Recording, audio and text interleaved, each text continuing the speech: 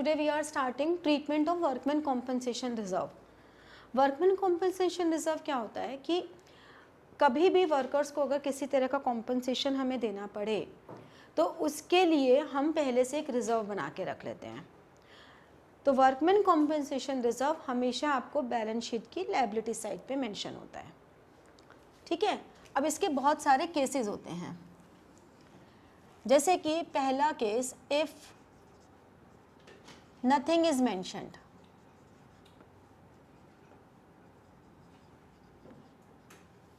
जिसको हम कह सकते हैं नो इंफॉर्मेशन इज गिवन. अगर किसी भी तरह की कोई इंफॉर्मेशन गिवन नहीं है तो हम सिंपली जैसे कोई भी रिजर्व को डिस्ट्रीब्यूट करते हैं पार्टनर्स में, ऐसे ही वर्कमैन कॉम्पनसेशन रिजर्व को भी पार्टनर्स कैपिटल या करंट अकाउंट में डाल देंगे इन ओल्ड रेशो. ठीक है. अगर तुम्हें कुछ भी इंफॉर्मेशन गिवन नहीं है,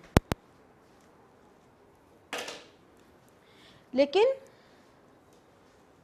अगर तुम्हें स्पेसिफिकली लिखा है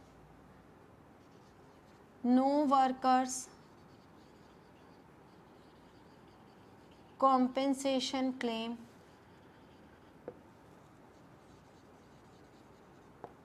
अराइज, कि कोई कॉम्पेंसेशन क्लेम अराइज नहीं हुआ, तो हम क्या करेंगे? अगर कोई क्लेम अराइज ही नहीं हुआ तो हम मान के चल रहे हैं यहाँ पे एक एग्जांपल में कि ये 12,000 है. ठीक है. अभी हम मान के चल रहे हैं 12,000 है. हम मान के चल रहे हैं कि दो पार्टनर्स हैं, 3:2 इक्वल ले लेते हैं, चलो इक्वल में ओल्ड रेशो. तो यहाँ तो हमने कर दिया workman compensation reserve 2A 2B, ये डेबिट हो गया 12,000 से और ये हो गया 6,000 से. अब अगर कोई क्लेम अराइज नहीं हुआ तो क्या करेंगे? सेम एंट्री चलेगी, workman compensation reserve 2A 2B 12,000 6,000 और 6,000, यानी कि बिल्कुल सेम एज अबव कि workman compensation reserve to partners capital account in old ratio. अगर हम ये लेते कि वर्कमैन कॉम्पनसेशन क्लेम ₹5,000, अब यानी कि हमारी इतनी लायबिलिटी जनरेट हो गई जो हमें पे करनी है, तो हम क्या करेंगे? वर्कमैन कॉम्पेंसेशन रिजर्व डेबिट, ये तो पूरे 12,000 से हो गई होगा, रिजर्व अकाउंट तो क्लोज हो गई होगा, लेकिन हमारी लायबिलिटी जनरेट हो गई वर्कमैन कॉम्पेंसेशन लायबिलिटी कितने की हो गई? बचा कितना? 7,000. हम A और B को हाफ हाफ दे देंगे, 3,500 एंड 3,500. तो बेसिकली हम कर क्या रहे हैं? हम जितने भी वर्कर्स हैं उनके कॉम्पनसेशन जितना अराइज हो गया उतनी लायबिलिटी जनरेट कर दी, और ये हमारी जो न्यू बैलेंस शीट है उसकी लायबिलिटी साइड पर शो भी करेंगे. जितना हमारी वर्कमैन कॉम्पनसेशन लायबिलिटी जनरेट हुई है उस लायबिलिटी को हम A और B में डिस्ट्रीब्यूट तो बचे हुए को कर देंगे, और जो लायबिलिटी है वो बैलेंस शीट की लायबिलिटी साइड पर आ जाएगी. अभी दी नहीं है, अराइज हुई है क्लेम, अभी दी नहीं है हमने. तो हमने क्या किया, जितना रिजर्व था, क्योंकि उस पर्पस के लिए रिजर्व था, तो उसमें से जितना लायबिलिटी थी वो लायबिलिटी हमने रेज कर दी और उतने से हम बैलेंस शीट की लायबिलिटी साइड पे शो कर देंगे, और बाकी जो बचा हुआ अमाउंट है 7,000 वो दोनों में इक्वली डिस्ट्रीब्यूट कर देंगे. ठीक है. बट अगर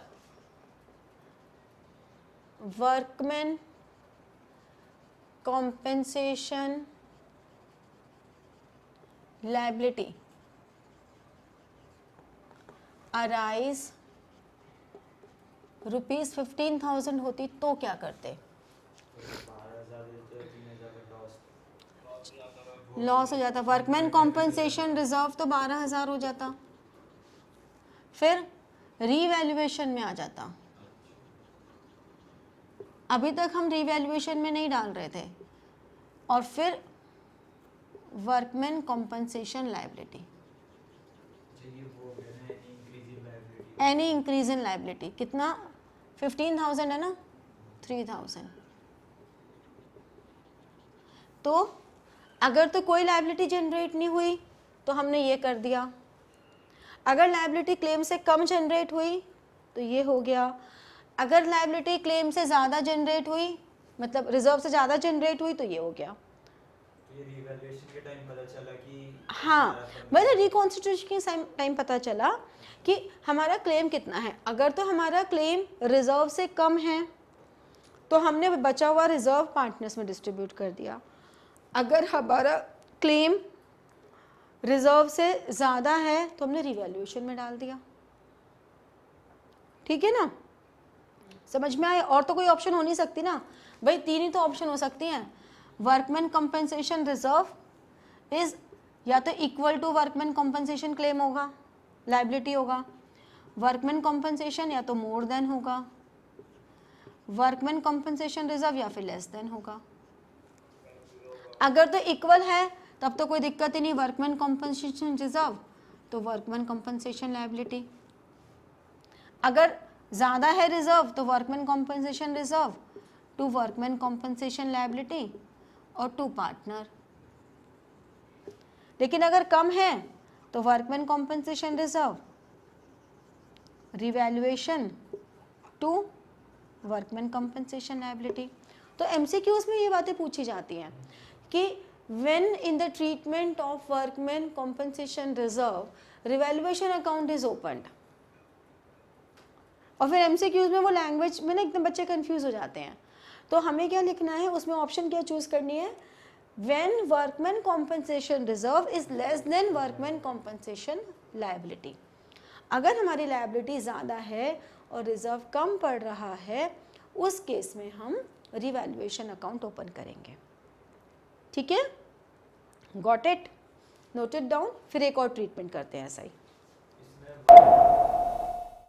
नेक्स्ट आता है treatment of investment fluctuation fund या इन्वेस्टमेंट फ्लक्चुएशन रिजर्व, एक ही बात है। इस रिजर्व का काम क्या होता है कि इन्वेस्टमेंट्स की वैल्यू में जो फ्लक्चुएशंस होती हैं, मार्केट प्राइस कुछ और है, हमने बुक वैल्यू कुछ और दिखा दी, तो अब हमें उस मार्केट वैल्यू को एडजस्ट करना है, तो हमारे प्रॉफिट्स पे उसका इम्पैक्ट ना आए, उस फ्लक्चुएशंस का जो मार्केट में हो रही हैं उसका इम्पैक्ट ना आए, इसके लिए हम ये इन्वेस्टमेंट फ्लक्चुएशन फंड बना देते हैं। ठीक है, जैसे कि अब इसमें केसेस लेते हैं, हमारे पास बैलेंस शीट में यहाँ पे इन्वेस्टमेंट्स हैं 1 लाख की, और यहाँ पे इन्वेस्टमेंट फ्लक्चुएशन फंड है मान लो 40,000 का, वही ए और बी 1:1 में लेके चल रहे हैं। अब हमें इसके अलावा और कोई इन्फॉर्मेशन नहीं दी, कुछ नहीं कहा, तो सिंपल हम क्या करेंगे, इन्वेस्टमेंट फ्लक्चुएशन फंड 2A और 2B, 40,000 है, 20,000 और 20,000, क्योंकि हमें कुछ बोला ही नहीं है, सिंपली ये 2 आइटम्स हमें दे दी लेकिन हमें कुछ भी नहीं बोला, तो हमने इस फंड को नॉर्मली पार्टनर्स में डिस्ट्रीब्यूट कर दिया। ठीक है, लेकिन अगर यही केस कुछ ऐसा होता, बैलेंस शीट में ये इन्वेस्टमेंट्स, लो भाई मैं पूरा लिख देती हूँ, इन्वेस्टमेंट, ठीक है भैया, इन्वेस्टमेंट्स 1 लाख, अब यहाँ पर भी इन्वेस्टमेंट 1 लाख, लेकिन हमें यहाँ ब्रैकेट में दिया हुआ है कि मार्केट वैल्यू ₹90,000 है, और यहाँ पर हमें इन्वेस्टमेंट फ्लक्चुएशन फंड 40 का दिया ही हुआ है। क्या हुआ, हमारी मार्केट वैल्यू कम है, मतलब इन्वेस्टमेंट्स की वैल्यू कम हो गई। अब क्योंकि हमने इसके लिए स्पेसिफिक प्रोविजन बनाया हुआ है, तो असेट की वैल्यू कम होने के बावजूद भी हम रीवैल्यूएशन में कुछ नहीं करेंगे। हम क्या करेंगे, ठीक है, इन्वेस्टमेंट फ्लक्चुएशन फंड अकाउंट, ये तो हमें डेबिट करना ही है।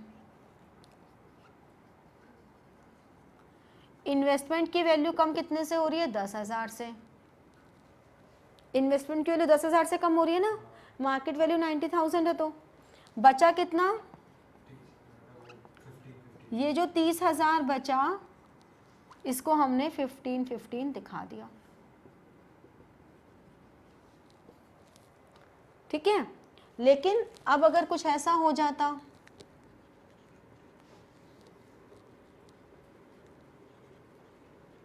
कि इन्वेस्टमेंट 1 लाख है और मार्केट वैल्यू सपोज इसकी रह गई 30,000, 1 लाख की इन्वेस्टमेंट, उसकी मार्केट वैल्यू रह गई 30,000, फंड हमारे पास कितना है 40। अब यहाँ पे रिवैल्यूएशन का रोल आ जाएगा, क्योंकि इन्वेस्टमेंट फ्लक्चुएशन फंड तो 40 ही है, जबकि इन्वेस्टमेंट की वैल्यू हमारी 70,000 से कम हो रही है। टू इन्वेस्टमेंट अकाउंट 70,000, तो बचा हुआ 30,000 रिवैल्यूएशन में चला जाएगा। समझे, अब पार्टनर्स को कुछ नहीं मिलेगा। अब एक और केस ले लेते हैं, अगर वैल्यू बढ़ रही है, इन्वेस्टमेंट्स 1 लाख है, मार्केट वैल्यू पूरा ही लिख देती हूँ लोग, मार्केट वैल्यू मान लो 1,20,000 हो रही है, वैल्यू बढ़ गई, इन्वेस्टमेंट फ्लक्चुएशन फंड 40,000 ही है। अब फंड तो हमें डिस्ट्रीब्यूट करना ही करना है, हम फंड को रख नहीं सकते, तो हम क्या करेंगे, इन्वेस्टमेंट फ्लक्चुएशन फंड डेबिट 40,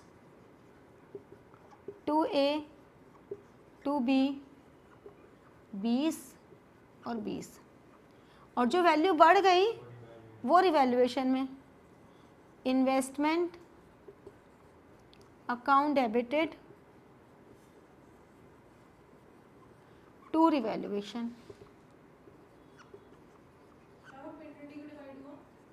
बेटा 40,000 है ना, इक्वल रेशो में, और यहाँ से ये वाला 20,000 इन दोनों का डिफरेंस है, इनका ऊपर वाले से कोई रिलेशन नहीं है। ये जो हमारी मार्केट वैल्यू 1 से 1 20 हो गई, तो ये 20,000 हमारा रिवैल्यूएशन में आ गया। तो क्रक्स क्या रहा पूरे का, कि अगर हमें इन्वेस्टमेंट की वैल्यू में कोई चेंज नहीं हो रहा, तो हम एक इन्वेस्टमेंट फ्लक्चुएशन रिजर्व को ओल्ड प्रॉफिट शेयरिंग रेशो में डिस्ट्रीब्यूट कर देंगे। पहली चीज़, अगर हमारा इन्वेस्टमेंट की वैल्यू कम हुई, तो जितनी भी वैल्यू कम हुई उसको हम इन्वेस्टमेंट फ्लक्चुएशन फंड से एडजस्ट करेंगे। अगर इन्वेस्टमेंट फ्लक्चुएशन फंड कम पड़ गया तो रिवैल्यूएशन से करेंगे। अगर इन्वेस्टमेंट की वैल्यू बढ़ रही है तो हम उसे रिवैल्यूएशन में करेंगे, और जो भी फंड है वो पार्टनर्स को ओल्ड प्रॉफिट शेयरिंग रेशो में डिस्ट्रीब्यूट हो जाएगा। ठीक है, ओल्ड ही आएगा। अब क्या होता है कि अगर मान लो तुम्हें सिंगल एडजस्टमेंट एंट्री करने को बोला है, तो उसमें फिर हम जितनी लायबिलिटी जनरेट हो रही है वो माइनस जितना फंड है जो पार्टनर्स में डिस्ट्रीब्यूट होना है वो फंड हम ऐड कर देते हैं सिंगल एडजस्टमेंट एंट्री में। मतलब जैसे हमने लिखा रिवैल्यूएशन प्रॉफिट, फिर हमने लिखा गुडविल, जो भी आइटम्स डिस्ट्रीब्यूट करने के वो सारी हमने डाल दी, और उसी में हमने रिजर्व भी डाल दिया, workman compensation reserve, investment fluctuation fund, जो कि हमें पार्टनर्स में डिस्ट्रीब्यूट करना है। अगर रिवैल्यूएशन का रूल आ रहा है तो रिवैल्यूएशन की जो स्टेटमेंट बनाते हैं उसमें आ जाएगा।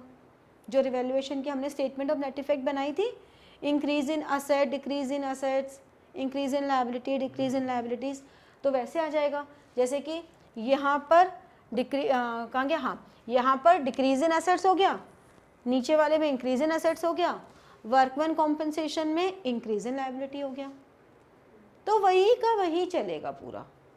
ठीक है, ये दोनों ट्रीटमेंट क्लियर हो गए, डन। चल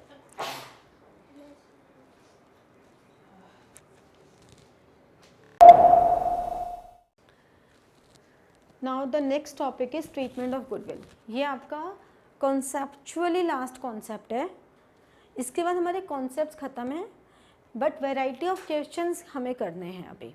ठीक है, तो ट्रीटमेंट ऑफ गुडविल, गुडविल हमारे लिए इंटेंजिबल एसेट है, ये भी हम देख चुके हैं कि गुडविल हमेशा अकाउंटिंग स्टैंडर्ड 26 के accordingly only purchased goodwill can be shown in books of accounts, ये सब हम कर चुके हैं। अब क्या ट्रीटमेंट होता है, फर्स्ट एंट्री होती है for writing of goodwill already appear in balance sheet. जो हमारे पास बैलेंस शीट में ऑलरेडी अपीयर है, ठीक है, मतलब पहले से बैलेंस शीट में एग्जिस्टिंग है, उसको राइट ऑफ कर देंगे क्योंकि वो नहीं शो होनी चाहिए। तो हमने उसको राइट ऑफ किया, तो कैसे किया, गुडविल एसेट है, राइट ऑफ करेंगे तो क्रेडिट होंगी, और कोई भी एसेट अगर राइट ऑफ होता है तो वो लॉस होता है, लॉस होता है तो कैपिटल अकाउंट क्या होते हैं, डेबिट। इतना स्लो मोशन में क्यों बोला, अगर कोई भी एसेट्स की वैल्यू कम होती है तो उससे लॉस होता है, और लॉस होने से कैपिटल अकाउंट डेबिट होते हैं क्योंकि वो डिक्रीज हो रहे हैं। ठीक है, तो हम करेंगे पार्टनर्स कैपिटल या current account debited to goodwill.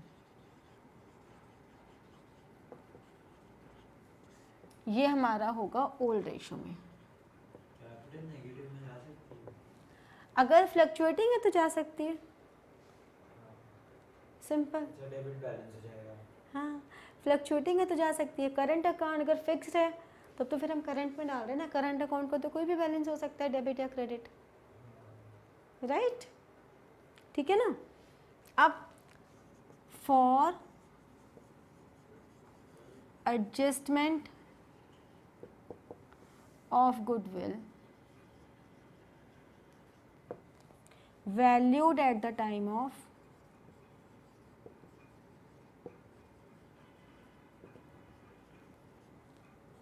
reconstitution, reconstitution के टाइम पर हमने जो भी गुडविल एडजस्ट किए, जो भी गुडविल की हमने वैल्यू की है, वो होगी gaining to sacrificing. Gaining partners, again वही कैपिटल और current account debited to sacrificing partners current, या ये लॉस नहीं है ना, लॉस तो ये था। अब जब हमने गुडविल की वैल्यू निकाली है तो हमने असेट्स जनरेट किए हैं, और कि हमारे इतने असेट्स जनरेट हो गए, असेट्स जनरेट हो गए तो प्रॉफिट हो गया, प्रॉफिट हो गया तो गेनिंग टू सैक्रिफाइसिंग हो गया। ठीक है, ये दो ही एंट्रीज हैं, लेकिन एक ये वाला केस मैं करवा देती हूँ, ऑल्दो सिलेबस में भी नहीं है, लेकिन मोस्ट ऑफ द स्कूल्स में करवाते हैं और बच्चे कंफ्यूज हो जाते हैं क्योंकि टीएस में दिया हुआ है। ठीक है, बट आपके एग्जाम के पॉइंट ऑफ व्यू से दो ही चीज एंट्रीज हैं जो आपने करनी है। ठीक है, अगर आप नेट इफेक्ट की स्टेटमेंट बना रहे हो तो नेट इफेक्ट वाली स्टेटमेंट में ये वाली गुडविल माइनस होती है और ये वाली गुडविल प्लस होती है, क्योंकि वो लॉस है और ये प्रॉफिट है। ठीक है, अगर स्टेटमेंट ऑफ नेट इफेक्ट बना रहे हो, सिंगल एडजस्टमेंट एंट्री करनी है, तो जो हमारी ये वाली बैलेंस शीट वाली गुडविल है ये माइनस हो जाती है, और जो वैल्यू वाली गुडविल है वो प्लस हो जाती है। अब अगर लिखा है adjust goodwill,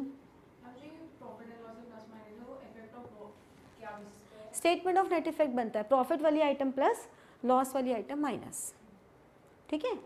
adjust goodwill valued at the time of reconstitution, यानी कि सेकंड वाली एंट्री का alternative, by raising and writing of goodwill account. देखो अगर हमें मान के चलें कि valued at a time of goodwill हमारे यहाँ पे ₹50,000 है और ओल्ड रेशो मान लो 1:1 है और न्यू रेशो मान लो 3:2 है, ठीक है। तो ये वाली एंट्री हम कैसे करेंगे, A 1/2 माइनस 3/5 क्या एंट्री हो गई 5 माइनस 1/6 और B का 1/6, चलो इसे 60 कर देते हैं। तो ये वाली एंट्री कैसे बनेगी, गेनिंग पार्टनर कौन है A to B बनेगी ना, कितने से बनेगी 60,000 इंटू 1/6 10,000 से। एक गेन कर रहा है ना, एक गेन कर रहा है, ज़्यादा की तो बात ही नहीं हो रही है, हमने निकाला इधर, ठीक है। अब यहाँ पे रेजिंग और राइटिंग ऑफ, रेजिंग का मतलब हमने कहा goodwill to A to B old ratio में, मतलब 60,000 इक्वली,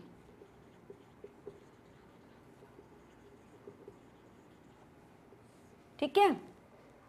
राइटिंग ऑफ का मतलब हुआ A B to goodwill new ratio में, नई गुडविल की ही बात कर रहे हैं हम यहाँ पे, वो तो राइट ऑफ हो गई, उसके लिए कुछ ऑल्टरनेटिव नहीं है, ये सेकंड एंट्री का ही ऑल्टरनेटिव बता रही हूँ मैं। कि सेकंड एंट्री में उन्होंने कहा ये जो गुडविल है valued at the time of reconstitution, normally हम ये वाली एंट्री ही करते हैं गेनिंग टू सैक्रिफाइसिंग, लेकिन अगर स्पेसिफिकली बोल दिया कि रेजिंग एंड राइट ऑफ करो तो पहले हम रेज करेंगे, ये रेजिंग की एंट्री हो गई ओल्ड रेशो में, ये राइटिंग ऑफ की एंट्री हो गई न्यू रेशो में, कितने से 3:2, तो 36 और 24, ठीक है। हमने यहाँ कहीं कैलकुलेशन मिस्टेक की है, 1/6 आ रहा है क्योंकि वहाँ पे किया 3:2 5 12 24, क्योंकि फाइनल रिजल्ट सेम आता है।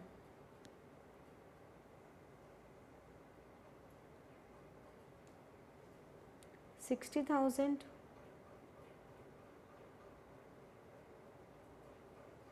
30 हुआ, न्यू रेशो 3:2 हुआ, 40-20 आना चाहिए। हाँ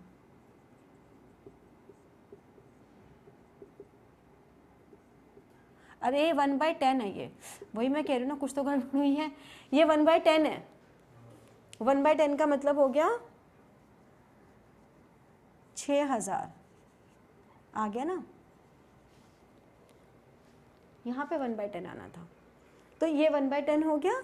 और यहाँ से देखो फिर तुम्हारा फाइनल, ये यहीं से पता लगा कि गलती कि फाइनल इम्पैक्ट देखो, A डेबिट हो रहा है 6,000 से और B क्रेडिट हो रहा है 6,000 से, तो इससे कोई फ़र्क नहीं पड़ता हम रेजिंग एंड राइटिंग ऑफ करें या हम ये करें, इससे कोई फ़र्क नहीं पड़ता, ठीक है। पर इस सेकंड वाली अगर करेंगे तो फिर उसमें गुडविल एसेट साइड रह जाएगी, नहीं रहेगी, इसमें गुडविल ओपन ही नहीं हुआ ना, ये एंट्री हमारी हो रही है without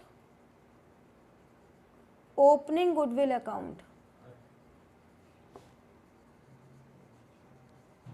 without opening goodwill account. तो मेजर किया और उसके हाँ, बाद हमने सिर्फ एडजस्ट कर दिया। तो by default if nothing is mention तो हम ये वाली ही एंट्री करते हैं, लेकिन अगर बोल दिया क्वेश्चन में specifically raise and write off करो तो ही ये करेंगे। और आपके सिलेबस में भी यही वाली एंट्री है, तो आपको यही करनी है, ठीक है। तो इस तरह से हमारा अकाउंटिंग ट्रीटमेंट इज़ ओवर। अब हमें करना है वेराइटी ऑफ क्वेश्चंस कि कैसे कैसे अलग अलग तरह के क्वेश्चंस आते हैं।